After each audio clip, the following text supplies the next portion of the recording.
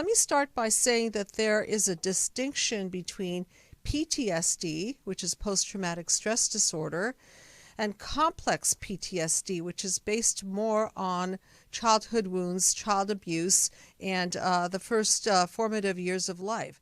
So if we are wounded in our first few years of life, and there are 5 of these wounds, there's physical abuse, sexual abuse, verbal abuse, neglect, and smothering.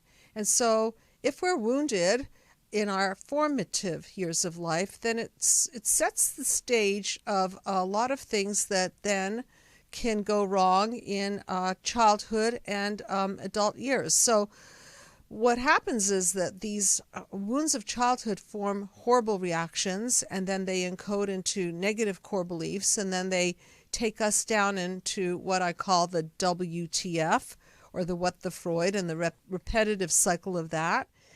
So going back to PTSD, think about it as the complex PTSD. These deep wounds of childhood are the first earthquake.